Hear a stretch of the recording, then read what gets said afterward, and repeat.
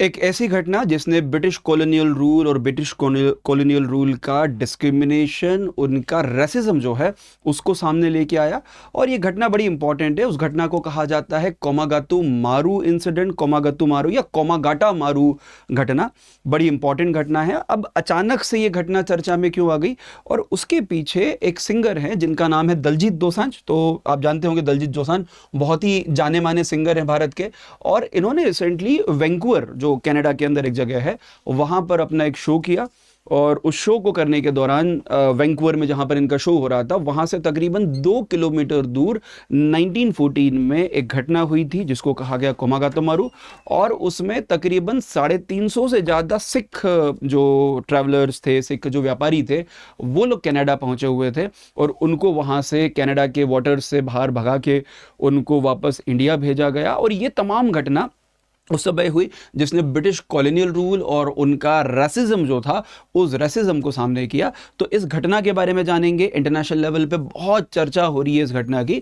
दलजीत दोसांझ ने बोला है व्हाट इज द 1914, जो एक इंडियन एक्सप्रेस का आर्टिकल है जिसमें दलजीत दोसांझ का जो शो है उसके अंदर डिटेल में इस बात को किए गई। और कोई भारतीय व्यक्ति जो इतना बड़ा सिंगर है, वो भारत के बाहर जाके अगर हमारे भारत के आज़ादी के पहले के जो घटनाएं हैं उनका अगर चर्चा करता है, तो अगेन वो बहुत ज़्यादा चर्चा में न्यूज़ के अंदर आ जाती है, उसके ऊपर आर्टिकल्स आपको लिखे जाते हैं। घटना क्या थी मैं थोड़ा सा आपको बताता हूँ कि एक समय जो कनाडा था वो भी ब्रिटिश का गुलाम था, अंग्रेज़ों का गुलाम था। ऑब्वियसली बात, हम भी अंग्रेज़ों के गुलाम थे। तो इंडिया, कनाडा, न्यूजीलैंड, ऑस्ट्रेलिया, ये सभी देश उस समय अंग्रेज़ों के गुलाम हुआ करते थे। लेकिन कनाडा का जो सिचुएशन था थोड़ा अलग था।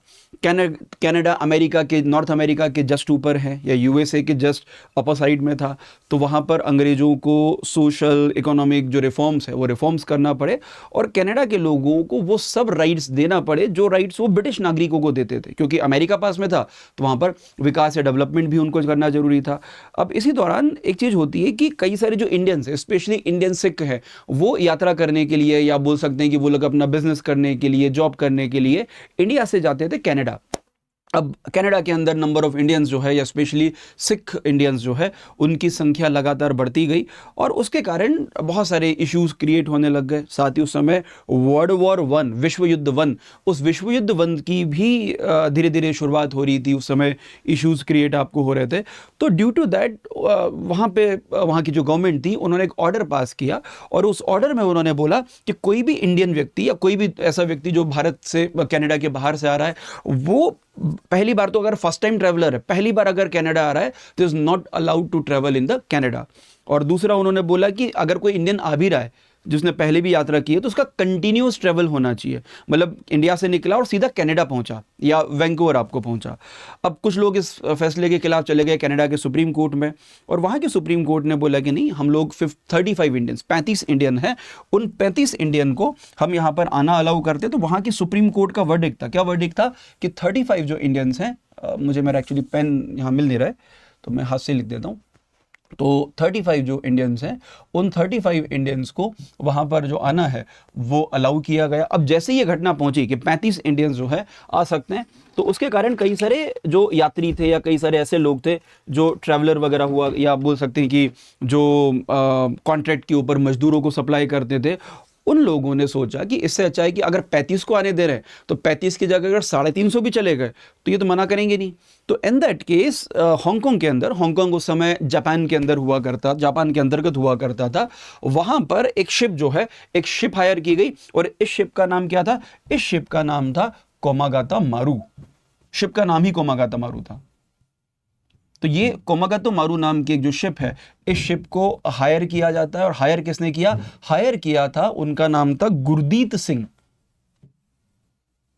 तो गुरदीत सिंह नाम के एक सिख बिजनेस कॉन्ट्रैक्टर थे या लेबर कॉन्ट्रैक्टर थे।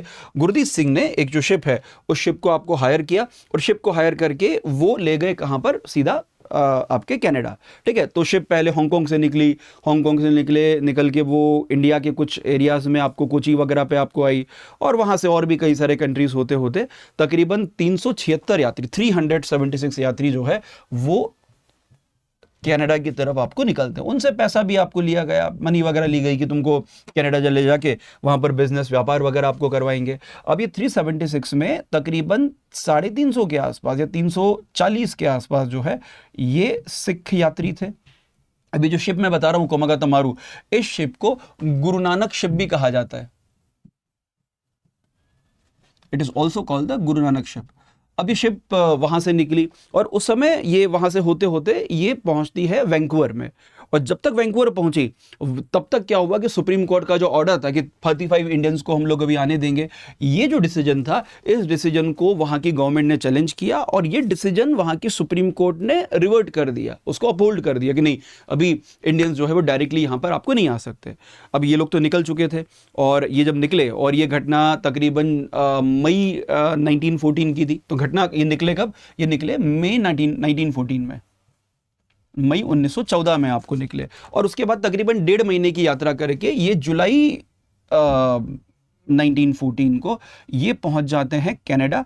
कनाडा के अंदर एक जगह है वैंकूवर, तो कनाडा में वैंकूवर आपको पहुंच जाते हैं, जिसके पास में भी दलजीत दोसांझ ने अपना जो शो है वो शो आपको अभी यहाँ पे कर रहे थे, जहाँ पर चर्चा की उन्होंने। अब वो जैसी शिप वहाँ पर आपको पहुँचा, तो शिप के पहुंचने के बाद उनको बोला कि यार you are not allowed to enter into the Canadian water because supreme court ने ये ऑर्डर दिया है। बट दे सेड कि नहीं, अब तो हम लोग आ चुके, अब तो हम आएंगे कुछ भी हो जाए। तो उनको एक तो कल जो वहां पर जो पहुंचे तो उनको पानी में रोका गया, उनको लैंड के ऊपर या किसी आइलैंड के ऊपर उतरने भी नहीं दिया गया, उनको कोई मेडिसिन, कोई खाना पीना वगैरह कोई सप्लाई नहीं दी गई। इन दैट केस यहाँ पर जो इनके साथ में एक व्यक्ति थे, उनका नाम था सोहन लाल। तो सोहन लाल नाम के सोहन लाल बाखना नाम के एक व्यक्ति थे, इन्होंने कमेटी बनाई। The committee is called the shore committee.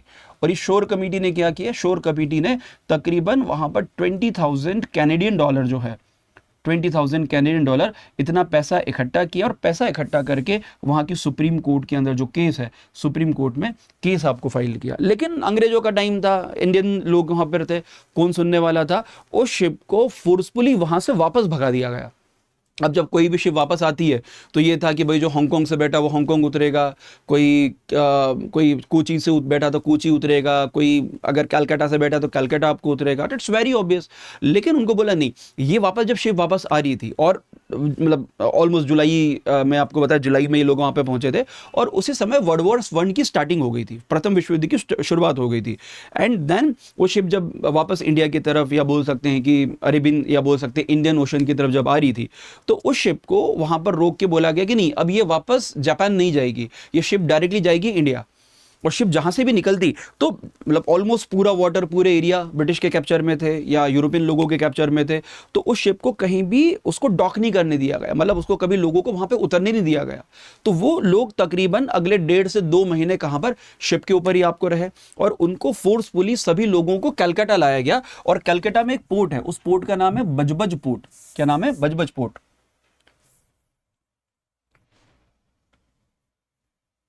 आज भी वो जगह है। सॉरी, बजबज पोर्ट पे इनको लाया गया। और जब ये लोग बजबज पोर्ट पे आपको पहुंचे, और तकरीबन इनके साथ प्रॉब्लम क्या था कि जब बजबज पोर्ट पे आपको पहुंचे, तो उस समय पहुंचने के बाद the main problem is that कि अभी एक तो वो 2-3 महीने से उसके अंदर बंद है, 2 महीने पहले कनाडा में बंद रहे, फिर रास्ते में आपको बंद रहे। अब उनके अंदर बहुत ज्यादा गुस्सा था। जैसे ही ये सितंबर के महीने में बजबज पोर्ट पे आपको पहुंचे, यात्रियों ने, जो अलग अलग एरिया से आपको आए थे, उन लोगों ने वहां पर जो लोकल पुलिस है, उस पुलिस के ऊपर अटैक कर दिया। और इसमें तकरीबन 19 जो यात्री थे, 19 यात्री, इनकी डेथ हो गई। तकरीबन 200 के आसपास जो यात्री हैं, इन यात्री जो है ये घायल आपको हो गए, है ना, ये एक तरह से दे गेटिंग द वाउंडेड, घायल हो गए। और बड़ी इंपॉर्टेंट घटना है। अब उस समय इस घटना को देखा गया, अच्छा अच्छा शिप तो वापस ही भेजी, बट शिप वापस भेजना घटना नहीं थी। घटना थी लोगों के साथ डिस्क्रिमिनेशन आपको करना, क्योंकि अंग्रेजों को डर था कि जो कनाडा से वापस ये लोग जब इंडिया जाएंगे तो they are infected from the liberal idea. ये लोग उदारवादी विचारों से, जो कनाडा में, अमेरिका में है, उन विचारों से इन्फेक्टेड होके जाएंगे। ये वर्ड अंग्रेजों के थे, मेरे नहीं है। उनसे इन्फेक्ट होके जाएंगे, और वहां पर जाके भी they also demand the same freedom that given to the Canadian citizen in Canada. They demanded the same right, same citizen right in India. तो वो एक मेन रीज़न था, इसलिए दलजीत दोसांझ ने इसको बड़ा इसको डिस्कस किया, इसके बारे में आपको बात की।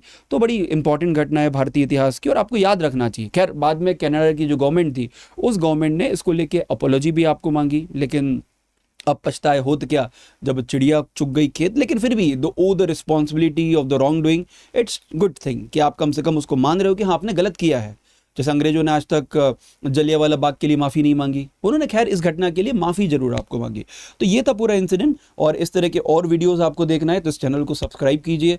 और MPPSC के अगर आपको सब्सक्रिप्शन लेना है तो नीचे कोड दिया है, you can use this code and take a plus subscription, take a paid subscription of the Study IQ MPPSC. Thank you very much.